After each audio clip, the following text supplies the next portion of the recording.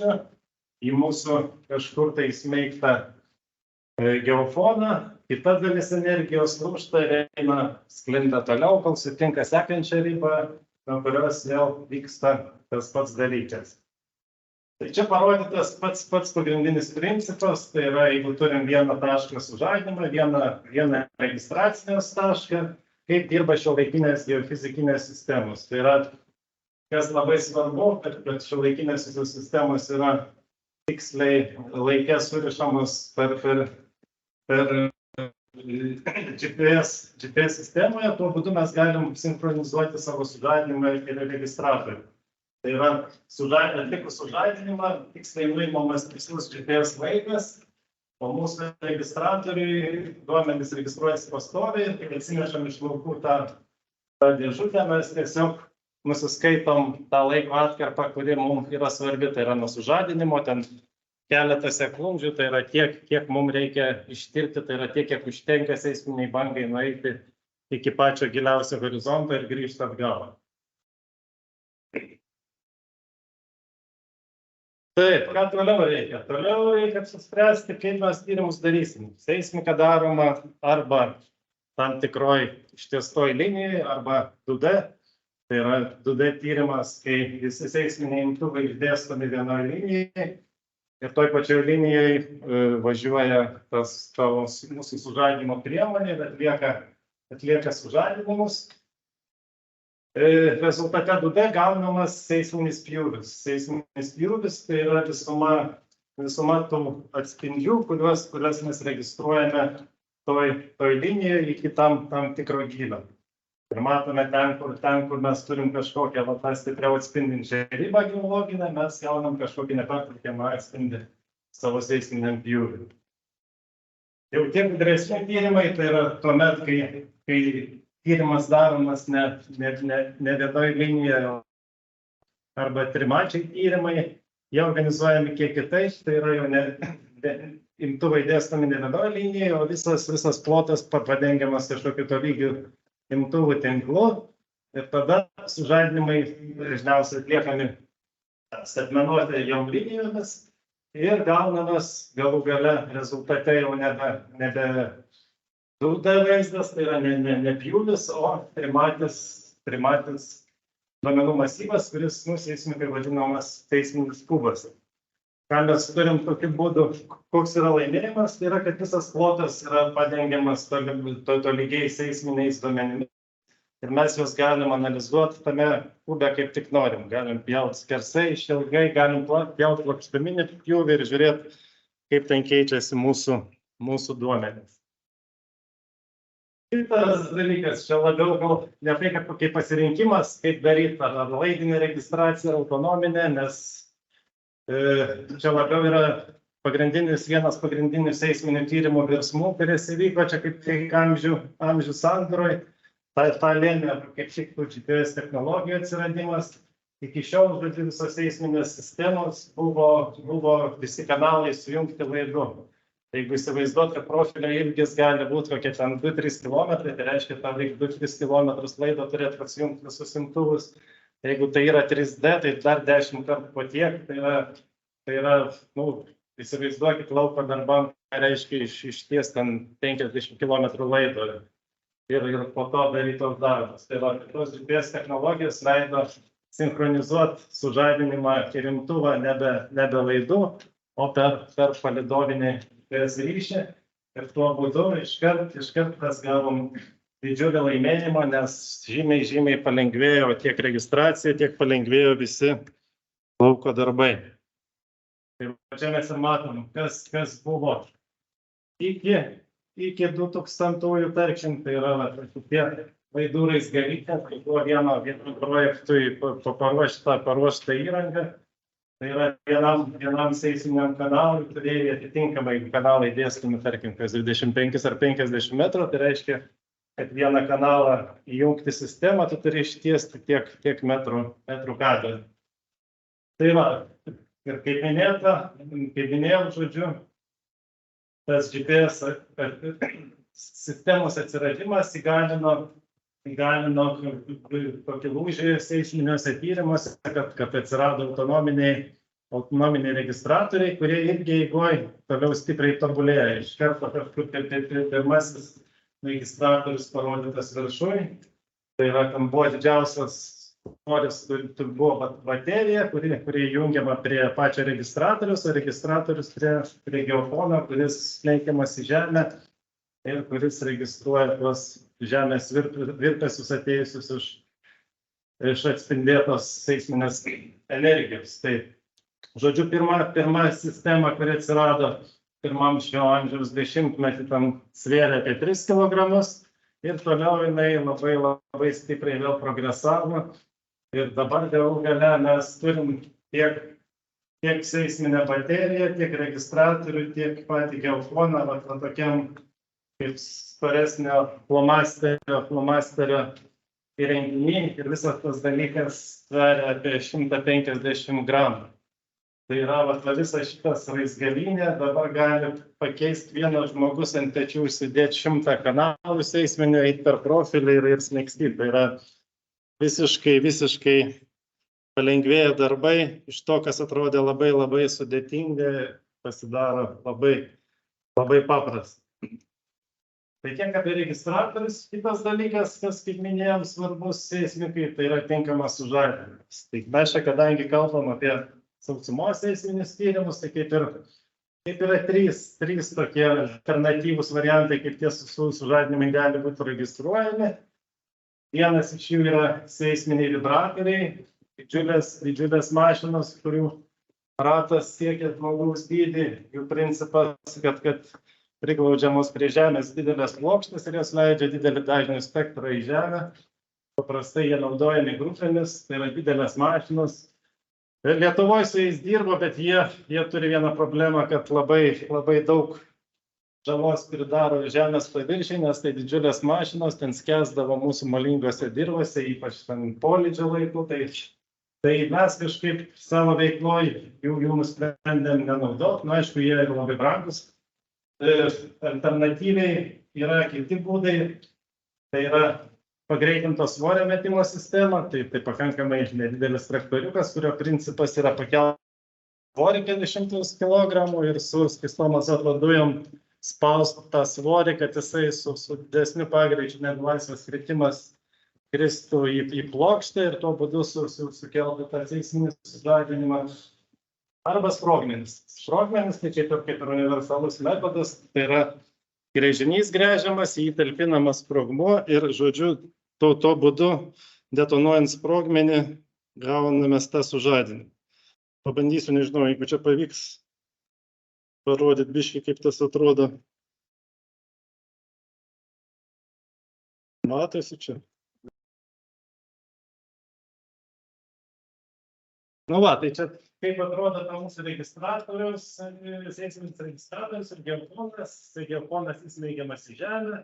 Ir tuo būdu yra išdėstomas visa linija tų jeigu 2D arba 3D.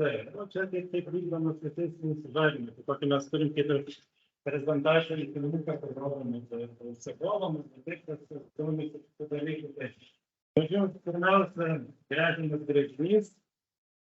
Gręžimo įranga gali būti įvairiai, šitą užduotis paprasta, tai mes gręžiame iki 4-5 metrų gylio.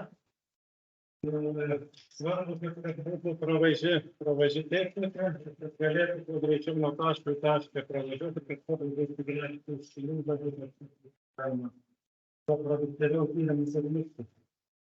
Kai išgręžiama, tada vėlgi turi būti paruoštas plastikinis vamzdis tam, kad tas gręžinys neužgriūtų iki kol į jį ateis seisminė brigada, kuri atliks tą sužadinimą.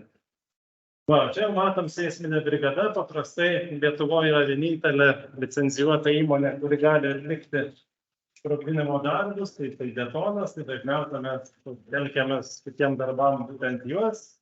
Ką čia matom, yra ruošiamas užtaisas vienam gręžiniui, tai čia kažkur 0,5 kilogramo sprogmenų. Jie primena ledų porciją, kaip matot. Jie, žodžiu, tvirtinami prie tokios specialios čerkės, kuria bus nuleidžiamas ir į jį yra įsmeigiamas detonatorius. Dabar į sprogmenį talpina detonatorių, pritvirtina gerai ir bandys įsileisti įdrebinti.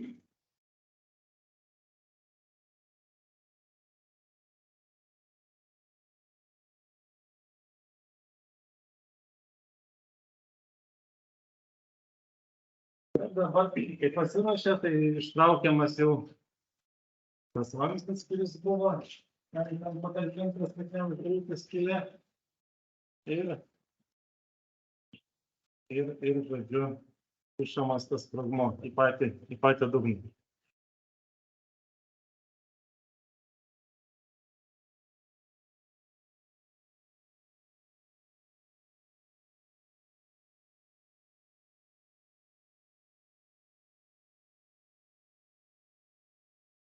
Kai tas padaroma, tada tie laidai, kurie nuo detonatoriaus ateina, yra prijungiami prie detonavimo mašinėlės, o gręžinys maksimaliai užkasamas taip, kad energija pagrindinė dalis eitų gilyn į žemę, o nebūtų išmesta atgal į viršų.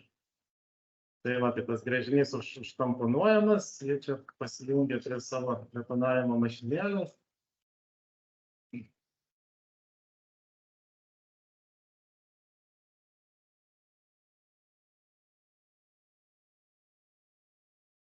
Nu ir va, ateina saugiu atstumu pasitraukia ir dabar pamatysit, kai gręžinys gerai užtamponuotas, tai paviršiui čia nelabai ir kas matos. Visa energija sulenda į žemę. Tai va, tai toks yra principas sužadinimu naudojant sprogmenis. Ir čia trumpai gal parodysiu tiesiog, kaip ta daužyklė svorio metimo sistema veikia.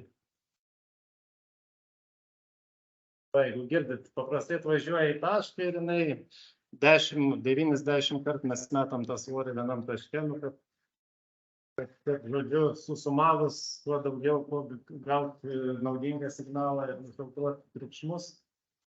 Tai šitas dalykas, aišku, yra daug paprasčiau daryti, nes tu tik tai važiuoji ir darai tuos sužadinimus be jokio priešlaikinio pasiruošimo, ir tai yra daug paprasčiau negu gręžti skylę, kišt vamzdį, ištraukti vamzdį pervežti, po to vėl, žodžiu, tokiu būdu atliekamas sužadinimą atlieka 2 žmonės, o sakykime, jeigu mes sprogdinam, tai 3 brigadų. Vienas veža vamzdį, kitos gręžia gręžinį ir po to eina dar kokie 6-7 žmonės, kurie sprogdintojų brigada. Nu va, tai čia toks principas, žodžiu, jis labai manevringas ir jisai pas mus važiuoja bet kur per miškus, jeigu nebent, žinai, tam tokia medžių siena arba jau ten labai gilus gręžinys, tai tokie galbūt neįveikiami barjerai, bet čia toks labai mobilus traktoriukas ir yra gana daug naudojamas. Taip, tai va, tai turim registratorius, turim sužadinimus ir kaip čia dabar, kas čia toliau vyksta pas mus tuose laukuose. Tai principas toks, kad išdėliojama, tarkime, jeigu vėl kalbam apie paprasčiausią atvejį 2D, tai linija išdėliojamas dėžutės, dešiniai viršui paveikslėlis ir kas kiekvieną ar kas antrą tarpą, priklausomai nuo užduoties, yra atliekami sužadinimai. Tai reiškia, kad turi tam visam profilį arba prigręžti gręžinių, arba su ta daužyklė pravažiuoti ir bumtelt kiekvienam tam taške. Vienas sužadinimo metu, ką mes gaunam, yra vienas sužadinimo metu, visi imtuvai esantis linijai registruoja tą informaciją. Kaip sakiau, mes ten atsikerpam, kadangi žinom tikslų sužadinimo laiką, tai atsikerpam, tarkim, 2 sekundės, per 2 sekundės banga seisminė pasiekia 2-3 km ir grįžta atgal. Tai atsikerpam tas 2 sekundės ir tai yra tas duomenų rinkinys, ką mes atsinešam iš lauko. Tai yra vieno šūvio visų imtuvų užrašas. Tai yra kažkiek tų trasų, kiek yra imtuvų. Jeigu kalbam apie 2D tyrimus, tai registruoja kokie ten nuo 10 iki 100 imtuvų, jeigu kalbam apie 3D, tai šimtai ar net tūkstančiai tų imtuvų. Tai čia vėlgi kalbant apie duomenis, tai yra didžiuliai duomenų kiekiai. Jeigu, nes, tarkim, ką reiškia trasa? Trasa reiškia, kad yra tankiai kažkokia atstumą skaitinė vertė, kad aprašytų tos trasos formą patiksliau. Tai yra, jeigu mes 2 sekundės registruojam, tai paprastai tos diskretas būna 2 milisekundės, tai vienoje tokiai traseliai mes turim 1000 skaičių. Taip? Tai jeigu yra 1000 imtuvų, tai čia jau gaunasi milijonas duomenų. Jeigu per dieną padarom 100 šūvių, tarkim, tai žodžiu vienos dienos derlius, ką geofizikas iš lauko atsineša, yra 100 milijonų skaičių. Tai va, jeigu tai vyksta, tarkim, mėnesiais, apie ką irgi jums parodysiu toliau, tai tu atitinkamai per 100 dienų prirenki 10 milijardų duomenų. Tai ir iš to tada visas šitas važiuoja dorojimas. Dorojimas tai reiškia, kad jie surinkti lauke duomenys perskaičiuojami ir perskaičiuojami taip, kad viena trasa jau galutinė atspindėtų tą tašką, konkretų žemės tašką.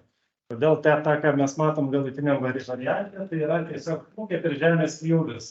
O tie stipresni atspindžiai, kaip ir parodo, kaip elgiasi vienas ar kitas tas geologinis paviršius po žemę.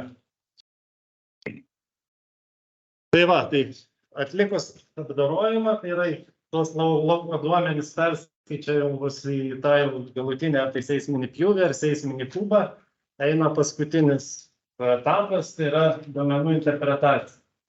Tai yra turime, tarkim, tą duomenų savo masyvą ir matom, kad eina kažkoks atspindintis horizontas, kuris kažkur pakyla, kažkur nusileidžia, kažkur būna lūšis, tada jisai nutrūksta, pašoka aukštyn. Ir mūsų užduotis yra skaitmenint tą horizontą, tai yra tiesiog nuimti laiko vertę per visą pjūvį. Jeigu mes tą padarom per visą duomenų masyvą, jeigu yra 3D, arba ten per visus 2D profilius, kuriuos esam padarę tam projekte, mes galim gale sudaryti struktūrinį žemėlapį. Tai yra, pirmiausia, tai bus laiko žemėlapis. Žiūrint į tai, jame jau matysime visus tuos, kur horizontas nutrūksta, tai bus lūžiai, jeigu matom čia. Ir jeigu po to turim grėžinių ar dar kažkokių papildomų duomenų, pagal kuriuos mes galim įsivertinti greičius, mes tada tą laiko žemėlapį tiesiog konvertuojam arba perskaičiuojam į gilią žemėlapį. Ir tai yra pagrindinis seisminių tyrimų rezultatas, tai yra struktūriniai žemėlapiai, kuriuos vaizduojam paprastai arba izolinijom, arba kažkokiais tai erdviniais 3D paviršiais. Tai yra kaip nori toliau tu taip su tais duomenim elgiesi, gali sudaryti kažkokius geologinius pjūvius, projektuodamas savo tos paviršius į tam tikras ten linijas, kurios tau įdomios, tarkim. Tai va, tai seisminiai tyrimai mums kaip ir duoda du dalykus. Tai vienas dalykas yra bangos skleidimo laikas iki tam tikro horizonto. Kitas dalykas, kuris irgi svarbus ir gali mums duoti naudos, tai yra atspindžio intensyvumas. Tai yra tuo atveju, jeigu tarkim mūsų horizontas nėra ištisas, kaip šitas, pavyzdžiui, gerai matom. O čia pamatom, kad kažkokie lokalūs objektai stebimi tam pjūvį. Šiuo atveju čia yra Vidurio Lietuvos pjūvis, kur yra šitų Silūro rifų, tai žodžiu, kad tuos lokalius objektus gerai išryškint savo žemėlapį, galima seismiką atlikti kitaip, galima tiesiog skaičiuoti atspindžio intensyvumą tam tikram parinktam lange. Bet mes pasirenkam kažkokį langą, tai visam duomenų masyvą ir liekam programai suskaičiuok atspindžio intensyvumą. Galų gale gaunam rezultatą, ten, kur matom nėra atspindžių, čia viskas pavaizduota tais mėlynais violetiniais atspalviais, ten, kur papuola mūsų stiprūs atspindžiai, ten mes gaunam objektus, kurie, kadangi čia yra trimatis masyvas, jie išreiškia jų formą ir kaip jie atrodo. Čia iš tikrųjų, jeigu matote, tai yra 3 atskiri pavieniai rifai ir kažkoks barjerinis rifas, kurie eina šalia jų. Dabar kas toj Lietuvoje iš viso yra padaryta, kalbant apie seisminius tyrimus, tai matom šitam žemėlapį. Natūralu, jau paklausit, kodėl tik tai Žemaitijai seismika darys. Tai yra natūralu, nes kadangi visi mūsų naftos telkiniai, didžioji dalis, didžioji visi aptikti būtent šitoj teritorijai, tai natūralu, kad visa seismika ir buvo akcentuota šitam gale. Raudonais lapeliais jau sudėti visi trimačiai tyrimai, kurie iki šios dienos yra atlikti Lietuvos teritorijoje. Čia paskaičiavau specialiai, gavosi kažkiek biški virš 1000 kvadratinių kilometrų, kas daro beveik 2 procentus visos Lietuvos teritorijos. Žodžiu, tiek mes esam ištyrę Lietuvos trimačiai seisminiais tyrimais. Kalbant apie istoriją trumpai, tai kad aktyvūs seisminiai tyrimai, bet tik tai dvimačiai, nes tai buvo seni laikai, sovietų laikai buvo vykdomi 70-90 metais, kai žodžiu buvo aktyvi naftos paieškų kompanija tuo metu vykdoma. Jos buvo atrasti praktiškai visi didieji naftos telkiniai vakarų Lietuvoje. Vėliau atėjo tie pokyčių laikai, tai susikūrus Lietuvai, natūralu, kad visi tie dalykai, kadangi buvo finansuojami iš Sovietų Sąjungos, sustojo ir kol viskas per naują susistatė naują tvarką, darbai kokie 10 metų ar kažkiek mažiau nevyko, po to prasidėjo, žodžiu, naftos licencijavimo konkursai, tai yra vakarų Lietuvoje žemės buvo padalintos, išskirti plotai, kuriuose galima vykdyti naftos tiek paieškų, tiek gavybos darbus, ir atsirado, aišku, įmonės, kurios to užsiema. Ir apie 2000-ojus prasidėjo pats aktyviausias darbų etapas, tuomet kaip tik atsirado jau ir tie 3D aktyvūs darbai. Ir, žodžiu, tuo metu visi tie aptikti telkiniai buvo detaliai kartiruoti, tam, kad juos po to galėtum kuo gudriau, žodžiu, pragręst naftos gavybiniais gręžiniais. Tai todėl natūralu, kad tie raudoni lopai daugiausia irgi guli vakarų Lietuvoje. Tai reikia paminėti, kad tuo metu, tai čia buvo 2000-2010, daugiausia bet praktiškai visus tyrimus darė kaimyninės šalies, žodžiu, Kaliningrado krašte buvo stipri seisminė įmonė Kaliningrad geofizika, todėl visi darbai praktiškai vakarų Lietuvoje buvo padaryti jų. Mes taip gavosi, kad suradom galimybės po truputį irgi savo geofizinę veiklą išvystyti iki seisminių tyrimų kažkur nuo 2011 metų. Ir tada jau, kai mes pradėjom, gaila, kad aišku, naftos darbai labai sustoja, bet nežiūrint į tai, sugebėjom visai netiek mažai mes tų tyrimų padaryti, kažkur irgi paskaičiavau. Trečdalis visų trimačių tyrimų jau yra kaip ir mūsų padaryti. Ir dabar, kadangi kalbam apie 3D, tai tiesiog tokie biškis tie rezultatai pagrindiniai, kad kam ta 3D daroma ir kas iš to čia buvo galima. Tai čia turim gabalėlį, kuris daugmaž atitinka Minijos naftos licencinį plotą, čia aišku biški plačiau. Tai vėlgi čia yra parodytas struktūrinis kambro žemėlapis. Tai yra čia kalba eina apie kažkur apie 2 km gylį. Ir ką mes čia matom, kad, žodžiu,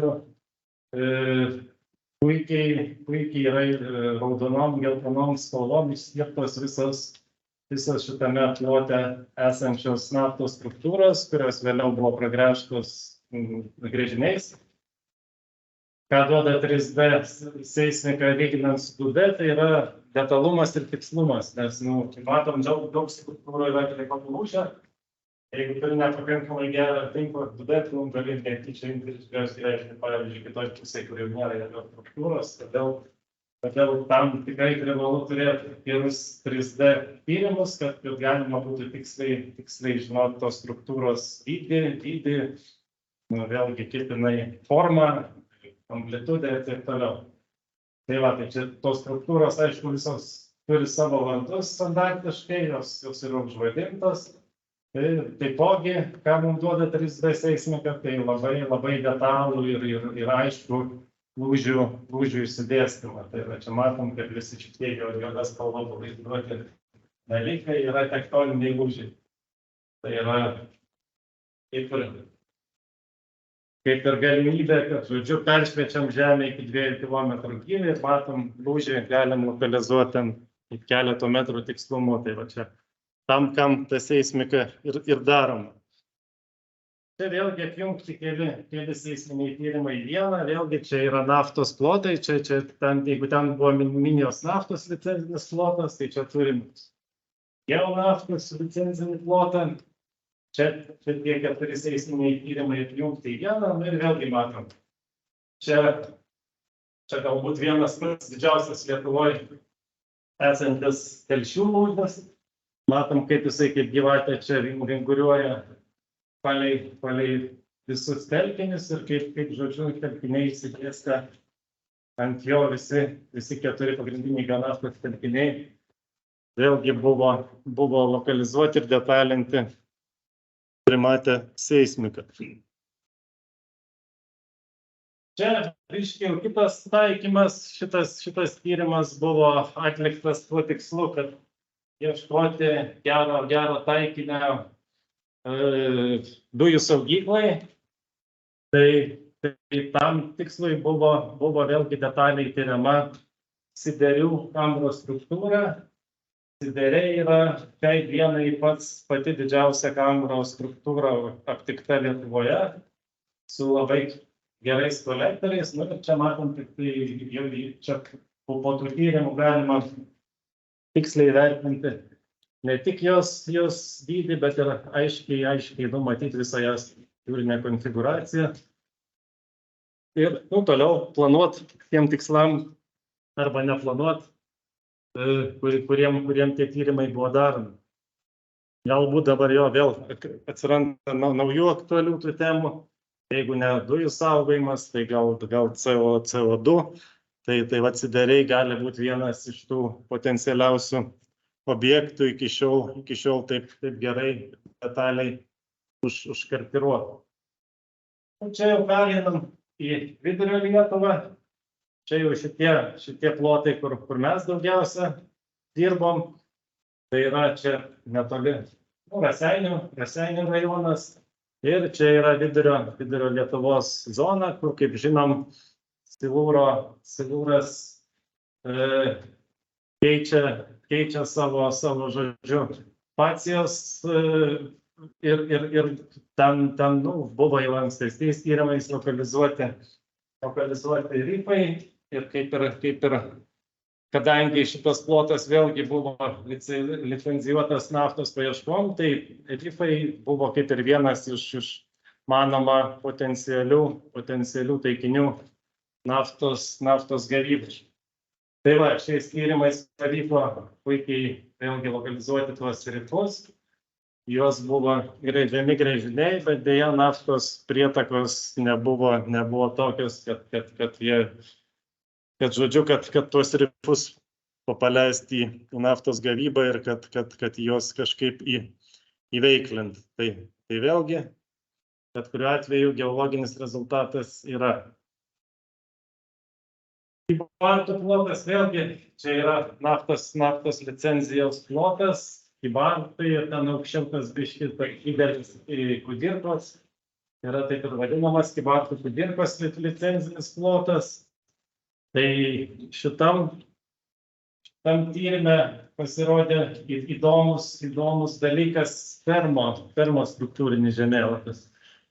Čia mes matom vėlgi, čia giliai yra kažkur apie 400–500 metrų ir matom labai ryškias tas pailgas teigiamas struktūras. Kadangi šitas plotas patenka į termoevaporitų baseiną, Tas, aišku, buvo ir gręžiniais patvirtinta, žodžiu, tie geltonai raudonas sasiskos, tai yra permoanhidritų volai, kurių šių struktūrų aukštis kažkur siekia iki 100 metrų. Tai yra pakankamai status ir o ilgis ten gali siekti, matė, čia 5-10 km. Tai va, tai skirtumas tarp to, kur mėlyna ir kur geltona raudona, tai kad ten anhidrito storis tose geltonose raudonuose pakilumuose gali siekti 100 ar ten virš 100 metrų, kai ten tose mėlynose ten būna 20-30. Tai va, toks gana gražus geologinis pavyzdys. Aišku, čia tyrimai daromi buvo ne tuo tikslu, bet tiesiog tuo pačiu tas irgi buvo kartografuota. Čia dar vienas mūsų taikymo pavyzdys. Šį kartą čia tiesiog pavyko suaplikuoti į mitą, tai yra mokslinis, nežinau kaip šifruojasi, bet žodžiu, tai yra fondas, kuris remia mokslinis tyrimus ir mums kažkaip ten atitiko visas tas reikalavimai. Mes suaplikavom, žodžiu, kad savo visas duomenų rinkimo technologijas patobulinti ir į ten biškių rimčiau užprogramuoti. Ir tuo pačiu pasirinkom objektą, kuris galėtų būti seismikai kaip ir įdomus, vizualus. Tai yra Mizarų meteoritinis krateris. Čia buvo išgręžti keletas gręžinių, tiek jo viduje, tiek pakraščiuose. Ir šie, žodžiu, tie gręžiniai davė labai skirtingus rezultatus. Tai yra toj duobėj mėlynos spalvos gręžiniai aptiko, kad žodžiu yra ten virš 100, gal iki 150 metrų storio kambro ir diakaro nuogulos tuo metu, kai šlaituose jų iš viso nebuvo. Žodžiu, viena iš versijų čia yra, kad tai yra meteoritinis krateris. Punktyrinė linija paskuduota čia taip, kaip jisai buvo interpretuojamas į kitų seisminių tyrimų, tai yra kažkurie čia diametras 7 kilometrai buvo, bet realybėje ta duobė yra ženkliai mažesnė, kažkur 3,5 kilometrų. Ar čia jis ir, ta prasme, ar tas struktūrinis žemėlapis patvirtina ar paneigia su kraterio buvimą, nežinau. Jis gal biškai labiau ištemptas tą išilginę ašim. Vėlgi yra įdomi kažkokia sala, 200 metrų diametro ir 40-50 metrų amplitudės pakrašty, kuri irgi nežinia, ką reiškia. Gal meteoritas įstrigęs. Tai va, tai tiesiog naujas kaip ir kažkoks vaizdas apie tą dalyką, kuris buvo tyrimas kitais įvairiais būdais. Nukirstas dėl to, kad mes tiek pinigų gavom tiem tyrimam atlikti, tai ta prasme, ir ten jau iki Nemuno kažkur padarėme, nes pakankamai sudėtinga, matot, Nemunas teka, kai reiktų. Jisai kažkur dar užfiksuotas, va šitam gręžiny yra, tai žodžiu, kažkur va tai ką turėtų. Žodžiu, reikia dar aplikuoti kitus fondus, kad pabaigti. Tirt visą tą duobę. Va ir pabaigai dar, kad tiesiog tuos mastelius biški pajausti, kaip tie seisminiai tyrimai vyksta. Čia, man atrodo, vienas yra žmogus dalyvavęs šitam tyrime, jis irgi žino, galėtų papasakoti, žodžiu, Kudirkos seisminis tyrimas. Tai šiai dienai yra didžiausias seisminis tyrimas Lietuvoje. Jisai iš viso tyriamasis buvo atlikti tyrimai 130 kvadratinių kilometrų. Tai yra, ką reiškia 130 kvadratinių kilometrų, tai reiškia, kad šitam plote buvo atlikta 12 800. Čia buvo atliekami tik tai, žodžiu, sprogmenimis šitas darbas. Tai, žodžiu, kad tai buvo atlikta 12 800 įsivažiavimo taškų. Tiek pat yra taškų, kur turėjo būti pastatytas seisminis registratorius, po to paimtas, perneštas į kitą vietą. Į dalį tų taškų jie grįždavo atgal, čia tokia technologija. Tai visas, žodžiu, šitas visas siuvinys, ką mes čia matom, tai yra susideda iš taškiukų, kur turėjo būti pastatyti imtuvai ir kur turėjo, žodžiu, būti atliktas sužadinimas. Iš principo atstumas tarp dviejų taškučių yra 50 metrų, tai yra toks atstumas buvo tiek tarp imtuvų, tiek tarp sužadinimų, o tarp tų linijų tie langeliai kažkur atstumas 200 metrų. Tai va, žodžiu, visas šitas siuvinys tai yra tas, ką žmonės turėjo rankomis, kojomis ateiti, nužymėti tą tašką, po to į tą tašką atvilkti vamzdį, po to tame taške pragręžti gręžinį, po to turėjo ateiti, padaryti sužadinimą ir kitos brigados tą patį turėjo daryti su tom registratoriais, kadangi jų vis tiek kiekis yra ribotas, tai reiškia, kad tu, kai jau padarai kažkokį darbų segmentą, tau atsilaisvina tų seisminių registratorių kažkoks kiekis, tu turi juos susirinkti, pervežti į kitą vietą ir taip tas viskas vyksta nesustojamai, nes į darbą yra įtraukiama kažkur 30-40 žmonių, kurie pastoviai bėgioja po lauką ir žodžiu, ten pagrindinis tas darbo idėja, kad tu tą produktyvumą turi laikyti pastoviai ir kad bet kuri grindis, kuriai, žinai, stringa, tu tam turi skirti kažkokių pajėgų, kad bandyt viską sustyguoti taip, kad tas vyktų nesustojamai ir kokybiškai. Tai žodžiu, šitas visas projektas mums truko 5 mėnesius. Kaip minėjau, lauke buvo pastoviai 30-40 žmonių, tai reiškia, kad tu jų turi turėti dar, jeigu ne dvigubai, tai bent pusantro karto, nes žmogus negali 5 mėnesius dirbti be poilsio, tai buvo organizuojamas pamainos ir tai reiškia, kad vėlgi kiekvienai iš tų brigadų turi būti kitas žmogus, kuris pilnai gali pakeisti tą, kuris tą darbą darė iki šiol. Tai va, tai čia toks vienas rimtesnių tų projektų. Ir dar pabaigai tada turiu. Ir tas baigėsi, aišku, kuo baigėsi kažkokiu rezultatu. Čia vėlgi rezultatas tai yra, šiuo atveju čia visi esam toj pačioj zonai, tai yra Silūro rifas. Buvo kartiruotas pats didžiausias čia dienai Lietuvoje esantis rifas, tai yra Kudirkos rifas, ilgis kažkur 7 km. Pločis iki 2 km. Vėlgi jis buvo bandomas gręžti, bet vėl su nafta ten nebuvo labai geri reikalai. Tai ta, žodžiu, naftos gavyba iš šitų Silūro rifų kaip ir pasirodė nelabai perspektyvi. Va, ir dabar tiesiog trumpas filmukas parodyt, nes, iš tikrųjų, kai geras oras, tai ta seismika viskas tvarkoja, bet mums taip nusisekė, kad buvo labai šalta žiema, sausis vasaris, tai viskas peršalo labai gruntas ir po to atėjo iškart po to lietus, tai tie lietus nutirpdė viršutinę dalį įšalo, o ten, kaip žinia, molynai. O žemiau įšalas liko, tai yra, žodžiu, vanduo negalėjo nutekėti žemyn ir buvo labai blogai. Tai čia vienas, kuris dalyvavo šitų sprogdintojų brigadoje, susuko filmuką. Čia Erikas, kas pažįsta, Visakavičius, čia jo filmukas.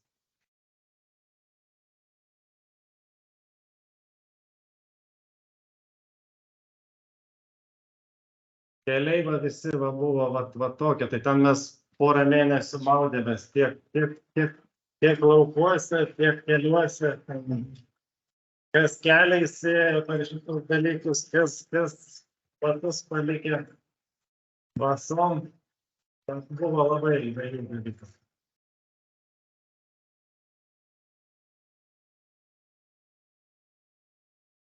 Tai va čia biškai daugiau pamatyti, kaip žodžiu, tie sprogdinimo darbai liekantys.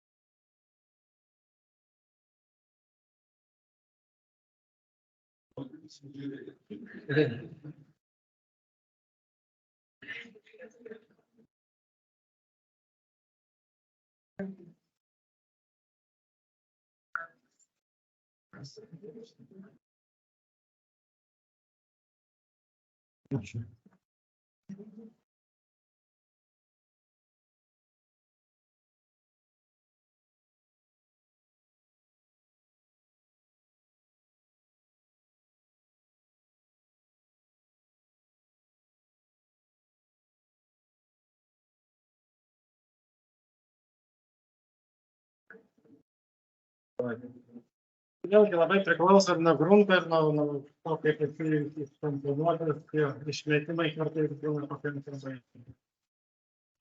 dideli, ypač kokiam durpėse, tai ten.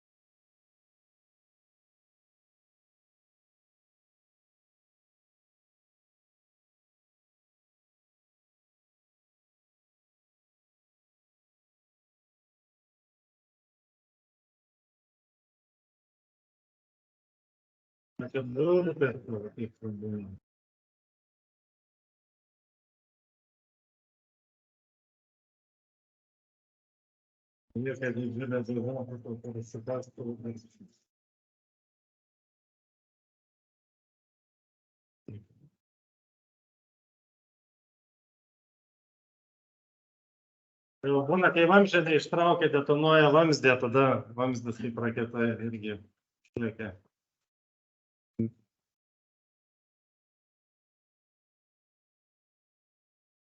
Tai turbūt tiek, va taip pusę metų išgyvenimo ir išbraukė tokiam projekte.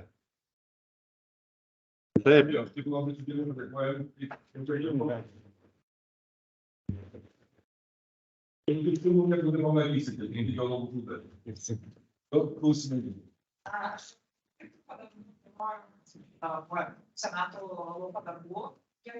Kiek laiko trunka?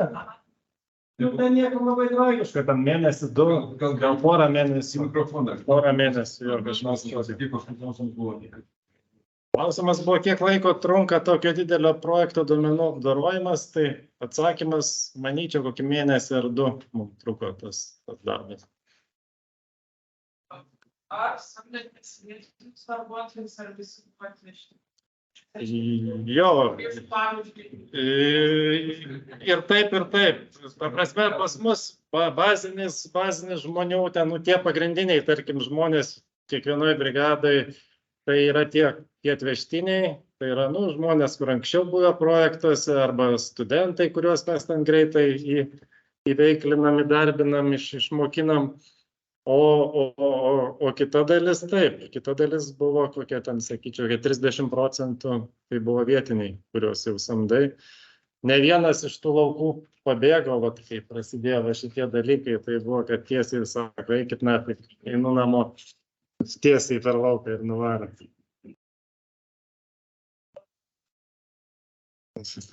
Tai va. Dirbote ne Lietuvoj. Kas? Dirbote ne Lietuvoj. Mes, Taip. nu, seisminius tyrimus lauko mes toliausiai kur darėm, Latvijai, tai ten kažkur labai toli, ne. Lietuva ir Latvija, lauko darbai, jau duomenų apdorojimas, interpretacija, tai tų projektų įvairių yra buvę. Iš daug kur, iš daug kur. Ir iš Afrikos, ir Marokas, ir Omanas, Danija, Švedija, nu, tų projektų čia duomenys, tai ką, duomenys tiesiog gauni seisminius duomenis, darai, ar tai ko iš tavęs prašo, ar interpretacija, ar apdorojimą, darai žemėlapius ir klientui išsiunti rezultatą tos žemėlapius, tai čia nesvarbu, kokia ta geografija. Jūs projektuojate sekliąją seismiką. Sekliąją seismiką. Tai šį dirbate? Nu, sekliąją, ką jūs vadinat sekliąją, pavyzdžiui, dabar jūroje, va, kur buvo Malūnų parkui, tai ten, sakykime, pati sekliausia, ką esam darę, kur ten iki kokią porą šimtų metrų gylio tyrimai buvo daromi. Ir ten sausumoje gana sudėtinga, nes labai sunku organizuotos aukšto dažnio sužadinimus, tai dėl to truputį su ta sekle visada yra problemos, bet tarkim, ta gili dalinai, tu matai ir kas yra ir mažesniuose gyliuose gauni informaciją. Mano kuklių patirtis leidžia teigti, kad mes dirbame dabar ekspedicijoje Etiopijos riftas. Tai radome su kūjais, su plaktukais. Nu, tai taip. Aukšta vėtolinė ir sužadinti per seisminį signalą. Daroma. Aš padariau patį stipriausias nuotraukas. Tai gerai, jau į kitą projektą mes galėsim jums užrašyti, žinai, čia kaip jau kandidatas rimtas.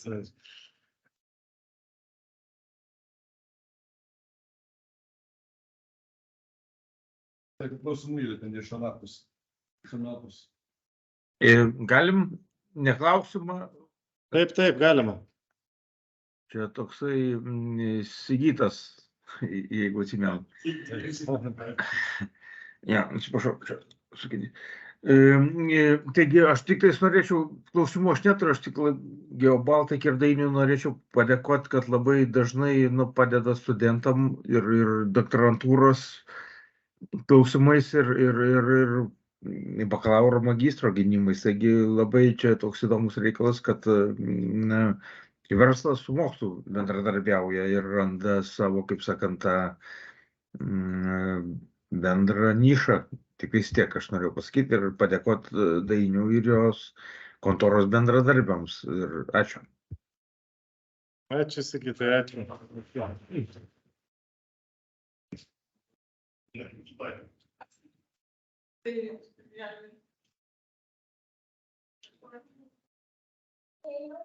Viskas. Nu, klausimų kolegos, komentarų. Aš norėčiau paklausti. Tai aš pakartosiu. Ar tavo ilgas bus? Išvers į kalbą. Tai aš norėčiau paklausti, ar tie tyrimai, kokį ten izoliuoja, ant kraterio, ar jūs ten planuojate spausdinti, ar ten dėl patrologų pasikvietėte, ten verifikuotų, nežinau, kaip ten žinių medžiagos yra, nes ten, kaip suprantu, ten pagal lidologiją, žodžiu, ten ta lava surasta, kuris sveria kraterio dugne smūgio energijos ir tikriausiai pagal tai pagrindę ten išskyrinėja. Sakau, įdomu palyginti, kaip tos lidologinės ribos su šitom struktūrinėm ribom siejasi ir turėtų kažkokią verifikaciją su šitais petrologais ir panašiai. Tiesiog, čia pamąstymą, kaip sakau. Kol kas dar iš tikrųjų nelabai, nes šitoks mūsų buvo labiau šalutinis produktas šito projekto. Sakau, jisai projektas buvo skirtas tam, kad optimizuot duomenų rinkimo sistemas, kad ryšius ten tarp tų visų brigadų, kad maksimaliai automatizuotos dalykus. Tai iš pradžių mes iš tikrųjų tos duomenys gavom, mes juos ten tokius, sakykime, netgi ne tiek rimtai buvom apdoroję patys, kad pažiūrėt, ar gaunasi rezultatas. O iš tikrųjų, va šitas, ką jūs dabar matėte, tai yra jau po naujo paskutinio apdorojimo, kurį buvom nusiuntę į rimtesnį apdorojimo centrą. Todėl čia gana nauji dalykai, tai mes dar niekur nespėjom jų nei paskelbti, nei... Vat jūs pirmi, kurie matot šitą dalyką. Taip.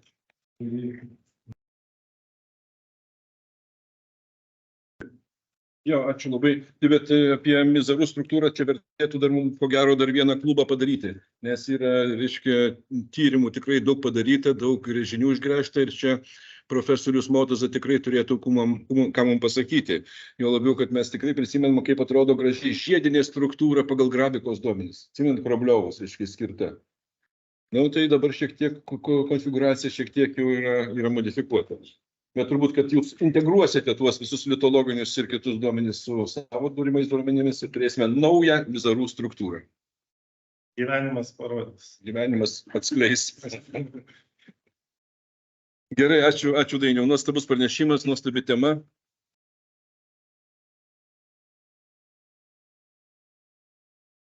Tai ką dabar turim dar padiskutuoti, ar turim kokių klausimų, kokių pastebėjimų.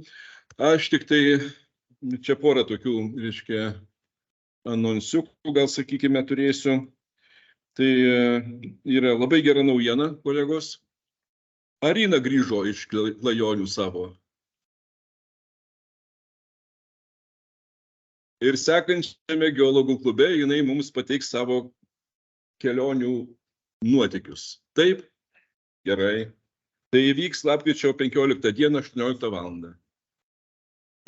Tai Arina ruošiasi.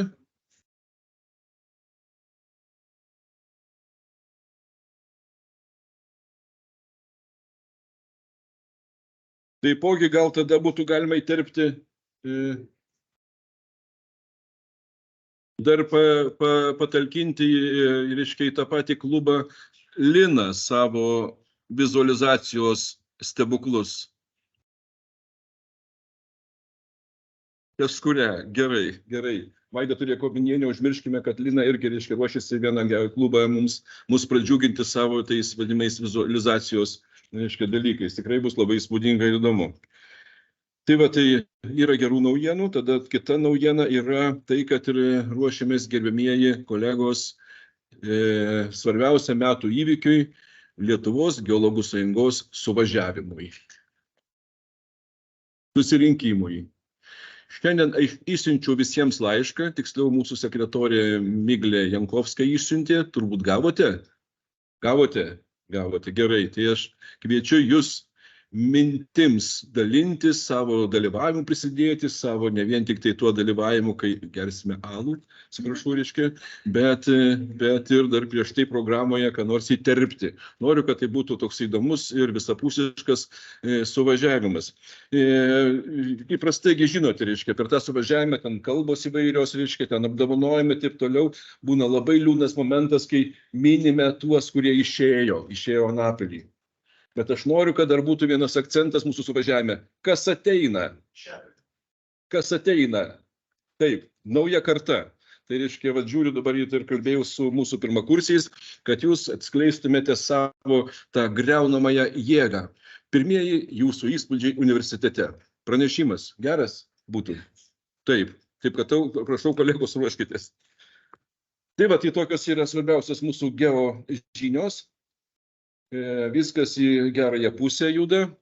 Taigi, kaip Dainius sakė, kažkada buvo labai sunku, daug laidų, reikėjo eiti į laukus, nors irgi dabar nelengva, reiškia, bet tai reiškia, neštis reikėjo graštus, laidus vynioti ir viską reikėjo žymėti ant žemėlapio. Viską darėm tik tai su žemėlapiais.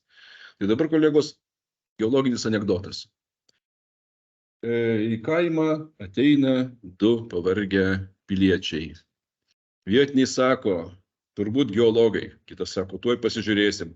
Taip, sako, tuoj trauks žemėlapius, jau traukia žemėlapius ir klaus kelio. Taip, geologai. Taip, kolegos, sekantį anekdotą turit ką nors? Tai gerai, paruoškime kitą anekdotą, reiškia, kitam geologų klubui užbaigti.